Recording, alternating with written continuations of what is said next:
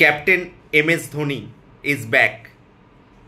একজন uncapped Indian player হিসাবে IPL 2025 শুরু করেছিল মহেন্দ্র সিং ধোনি, কিন্তু মাঝপথে তিনি হয়ে গেলেন সিএসকের অধিনায়ক। কিন্তু কিভাবে? নজর রাখুন আজকের ভিডিওতে। শুধু তাই নয়, তার সঙ্গে থাকছে কেকেআর ভার্সেস সিএসকের কালকের ম্যাচের প্রিভিউ এবং গুজরাট টাইটান্স এবং রাজস্থান রয়্যালসের ম্যাচে কি ঘটল, কিভাবে গুজরাট জায়ান্টস হয়ে গেল টেবিল টপার। সব কিছু জানতে আজকের ভিডিওটা একটুও স্কিপ করবেন না, পুরো ভিডিওটা নজর রাখুন। আশা করি সমস্ত ইনফরমেশন আপনারা পেয়ে যাবেন এবং এই ভিডিওটা খুব মজাদার এবং খুব সুন্দর হতে চলেছে। তাই বেশি কথা না বলে শুরু করছি আজকের ভিডিওটা। প্রথমেই বলি, আমাদের সকলের প্রিয় মহেন্দ্র সিং ধোনি আরও একবার সিএসকের অধিনায়ক হয়ে গেল। সেই সিএসকের অধিনায়ক 2008 সালে প্রথমবারের জন্য যখন সিএসকে খেলতে নেমেছিল, তখন এই মহেন্দ্র সিং ধোনির নেতৃত্বেই সিএসকে শুরু করেছিল তাদের আইপিএল যাত্রা। মাঝখানে অনেকগুলো বছর সিএসকের অধিনায়কত্ব করেছিল মহেন্দ্র সিং ধোনি। তারপর রবীন্দ্র জাদেজা এবং বর্তমান ঋতুরাজ গায়কোয়াড় চেন্নাই সুপার কিংসের অধিনায়কত্বের ভার সামলাচ্ছে। কিন্তু টুর্নামেন্টের মাঝপথেই অধিনায়ক ঋতুরাজ গায়কোয়াড়ের এলবো ফ্র্যাকচার ঘটে গেল। তুষার দেশপান্ডের বলে রাজস্থানের সঙ্গে যখন ম্যাচটা হচ্ছিল, তখনই কিন্তু প্রায় ঋতুরাজ গায়কোয়াড়ের এবারের আইপিএলের ভবিষ্যৎ ঠিক হয়ে গিয়েছিল। কারণ তুষার দেশপান্ডের বলটা যখন ঋতুরাজের এলবোতে লাগে, তখনই কিন্তু যন্ত্রণায় ছটফট করছিল ঋতুরাজ গায়কোয়াড়। তারপরেও কিন্তু দুটো ম্যাচ সেই যন্ত্রণা নিয়ে ঋতুরাজ গায়কোয়াড় সিএসকের অধিনায়কত্ব করেছে। কিন্তু গতকাল যখন স্ক্যান রিপোর্ট আসে, তখন দেখা যায় তার এলবো ফ্র্যাকচার হয়েছে। তাই এবারের টুর্নামেন্টে ঋতুরাজ গায়কোয়াড়কে আর দেখা যাবে না, আর তারই পরিবর্তিত হিসাবে অধিনায়ক হয়ে গেল মহেন্দ্র সিং ধোনি। আরও একবার মহেন্দ্র সিং ধোনিকে দেখা যাবে চেন্নাই সুপার কিংসের অধিনায়কত্ব করতে। ভারতীয় দলের জার্সি গায়ে আমরা বহুবার দেখেছি মহেন্দ্র সিং ধোনিকে, কিন্তু তার অনেক দিন অধিনায়কত্ব আমরা দেখি না। এবারে আইপিএল দর্শক, বিশেষ করে যারা ধোনি সাপোর্টার, তারা কিন্তু আরও একবার দেখতে পাবে মহেন্দ্র সিং ধোনিকে। স্টিফেন ফ্লেমিং, তাদের কোচ, অলরেডি পরিষ্কার করে দিয়েছে যে তাদের একজন অভিজ্ঞ ক্যাপ্টেনের প্রয়োজন, আর সেই অভিজ্ঞ ক্যাপ্টেন 43 বছর বয়সী uncapped Indian player Mahendra Singh ধোনির থেকে বেটার কেউ হতে পারে না। তাই কালকের ম্যাচ কলকাতা নাইট রাইডার্সের সঙ্গে চেন্নাই সুপার কিংস, সেই ম্যাচের কথা বলতে গেলে বলতে হবে ধোনির অধিনায়কত্ব আছেই, কিন্তু এই অধিনায়কত্ব ছাড়াও এই ম্যাচে কিন্তু দুই দলের পক্ষে অত্যন্ত গুরুত্বপূর্ণ। কারণ বিশেষ করে চেন্নাই সুপার কিংস, তারা 5টা ম্যাচের মধ্যে কেবলমাত্র একটি ম্যাচে জয়লাভ করেছে, 4টি পরপর ম্যাচে পরাজিত হয়েছে, যার ফলে সিএসকে অনেকটাই টেবিলের অন্তিম স্থানে অবস্থান করছে, যেটা আমরা সাধারণত কোনোভাবেই দেখে থাকি না।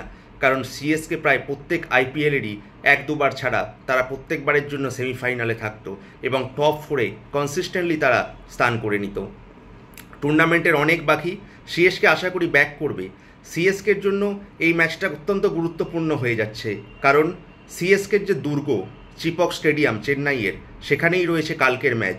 আর স্পিন টু উইন চেন্নাইয়ের বারবারের ভরসা রবীন্দ্র জাদেজা, রবিচন্দ্রন অশ্বিন তো আছেই। এছাড়া তাদের জন্য যে slow bowling pace attack Nathan এলিসও অত্যন্ত গুরুত্বপূর্ণ হয়ে উঠতে পারে এই উইকেটে। তাই চেন্নাইয়ের বোলিংয়ের পাশাপাশি ব্যাটিংয়ে যারা আছে, বিশেষ করে ঋতুরাজ গায়কোয়াড়ের অনুপস্থিতিতেও তাদেরকে একটা বিশাল বড় ধাক্কা দিয়েছে। কিন্তু সেই ধাক্কা সামলে ওঠার জন্য রচিন রবীন্দ্র, ডেভান কানয়ে, শিবম দুবে, রাহুল ত্রিপাঠী এবং মহেন্দ্র সিং ধোনি, রবীন্দ্র জাদেজা, এদেরকে একটু অধিক দায়িত্ব নিতে হবে। তাই এই ম্যাচটা সিএসকের জন্য তো গুরুত্বপূর্ণই, কারণ তাদেরকে লুজিং যে স্ট্রিক সেটাকে কাটাতে হবে।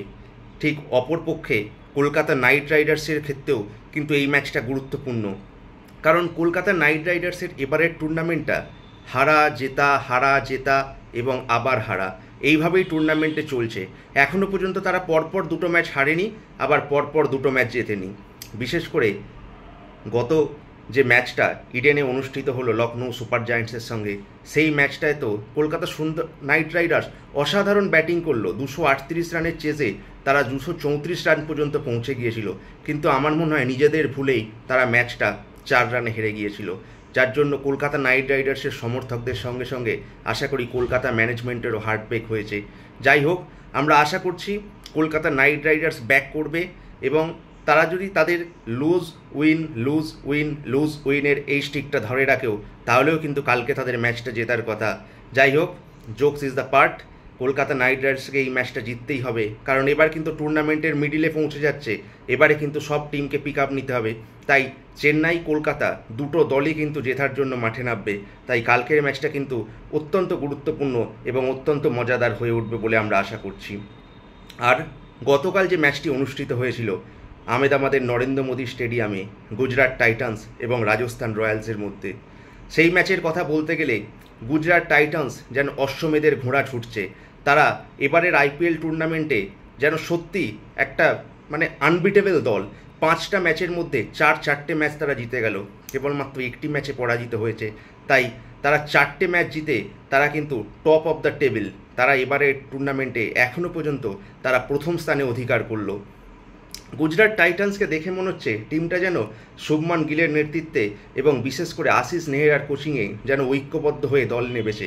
তারা খুব সুন্দর ব্যাট করছে এবারের আইপিএলে। বিশেষ করে তাদের যে ব্যাটসম্যানরা, সেই ব্যাটসম্যানদের মধ্যে সাই সুদর্শনের কথা আলাদা করে বলতেই হবে। এই সুদর্শন যেন অত্যন্ত গুরুত্বপূর্ণ ফর্মে রয়েছে। বিশেষ করে কালকের ম্যাচটা তো 82 রানের একটা অতি আক্রমণাত্মক ইনিংস খেললো। তার সঙ্গে যোগ্য সঙ্গত দিল জস বাটলার এবং সিমরন হেটমায়ার অপোনেন্টের ব্যাটসম্যান ছিল, কিন্তু তার সঙ্গে যোগ্য সঙ্গত দিয়েছিল প্রত্যেকটা ব্যাটসম্যান। বিশেষ করে তাদের 4 নম্বরে যে শাহরুখ খানকে নামানো হয়েছিল, সেটা কিন্তু একটা মাস্টার স্ট্রোক ছিল এবং তাদের সৌজন্যেই 217 রানের একটা বিশাল বড় স্কোর খাড়া করে বোর্ডের ওপরে।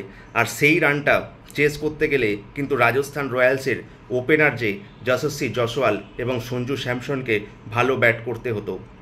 কিন্তু যশস্বী জয়সওয়াল এবারের টুর্নামেন্টে একটি মাত্র ম্যাচে ভালো রান করেছে, বাকি ম্যাচে কিন্তু একদমই রান করতে পারেনি। যশস্বী জয়সওয়াল কালকের ম্যাচেও খুব তাড়াতাড়ি আউট হয়ে যায়। সঞ্জু স্যামসন কিছুটা চেষ্টা করে, কিন্তু নীতিশ রানাও তারপরে আউট হয়ে যায়। পরপর 2 উইকেট পড়ে যাওয়ার পরে সঞ্জু স্যামসনের সঙ্গে রিয়ান পরাগ কিছুটা চেষ্টা করলেও তারা ব্যর্থ হয়। শেষ দিকে সিমরন হেটমায়ারের একটা অতি আক্রমণাত্মক 32 বলে 52 রানের ইনিংসের সৌজন্যে 159 রান পর্যন্ত পৌঁছায়, কিন্তু তারা 19 পয়েন্ট সামথিং ওভারে তারা অল উইকেট হয়ে যায়। তাই এই ম্যাচটা 217 জবাবে 159 রানে অল উইকেট হয়ে গিয়ে 58 রানের একটা বিশাল ব্যবধানে পরাজয় হয় রাজস্থান রয়্যালসের। আর এই ম্যাচটা এত বড় ব্যবধানে জিতে নিয়ে গুজরাট জায়ান্টস তারা কিন্তু শুধুমাত্র এইবারের টুর্নামেন্টে তারা তাদের 4র্থ জয়টাই ছিনিয়ে নিল না, একটা বিশাল বড় রান রেটে তারা অনেকটা এগিয়ে গেল। আর এই ম্যাচে আর একটা যে বিশেষ করে বলার কথা, সেটা হচ্ছে আশিস নেহরার কোচিং। আমরা ফুটবল ম্যাচে দেখেছি যে ফুটবলের যে ম্যানেজার বা কোচ হয়, তারা বাউন্ডারি লাইন থেকে ইনস্ট্রাকশন দেয়। আর আশিস নেহরা এতটা খেলার প্রতি ভালোবাসা এবং তাদের টিমকে এতটা ঐক্যবদ্ধ করে নিয়েছে। আশিস নেহরা একজন অতি বিখ্যাত কোচ হয়েও তিনি কিন্তু কখনোই যে ড্রেসিং রুমের ভিতরে থাকে না, সবসময় বাউন্ডারি লাইনে তাকে দেখা যায় প্লেয়ারদের মধ্যে কিছু ইনপুট দেওয়ার জন্য। আর সত্যি এইভাবেই যেন আশিস নেহরা পুরো টিমটাকে একটা ঐক্যবদ্ধ করে রেখেছে। তাই গুজরাট জায়ান্টস এই ম্যাচটা জিতে নিয়ে তারা টপ অফ দ্য টেবিল হয়ে গেল। গুজরাট জায়ান্টস জিতে যাওয়ায় অনেকটাই চাপে পড়ে গেল অন্যান্য দল, বিশেষ করে দিল্লি ক্যাপিটালস 2য় স্থানে নেমে এলো। অন্যদিকে রাজস্থান রয়্যালসের কিন্তু অনেক ভাবনা চিন্তা করার আছে। তারা 2টো ম্যাচ জিতেছে, কিন্তু 3টে ম্যাচ হেরে গেছে। কিন্তু রাজস্থান রয়্যালসের এবারের টিম দেখে মনে হচ্ছে না তারা টপ 4-এ যেতে পারে। তবু এখন টুর্নামেন্টের অনেক বাকি, এখন অনেক কিছু ঘটতে পারে। তাই আপনারা নজর রাখুন আমার চ্যানেলে। যখনই কোনো ম্যাচ শেষ হবে সেই ম্যাচের পর্যালোচনা আমার চ্যানেলে অবশ্যই থাকবে। তাই আপনারা নজর রাখুন, আমার চ্যানেলে যুক্ত থাকুন।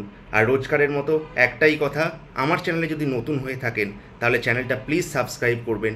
সাবস্ক্রাইব করে অল বাটনটা ক্লিক করলে আমি যখনই কোনো খেলার ভিডিও ছাড়বো আপনাদের নোটিফিকেশান এসে যাবে।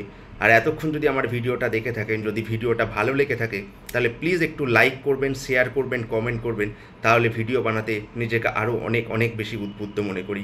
তাই আপনারা প্লিজ যুক্ত থাকুন আমার চ্যানেলে আর নজর রাখুন আমার প্রত্যেকটা ভিডিও। আশা করি আপনাদের ভালো লাগবে। আজকের মতো এটুকুই, দেখা হচ্ছে পরের ভিডিওতে। নমস্কার, ধন্যবাদ।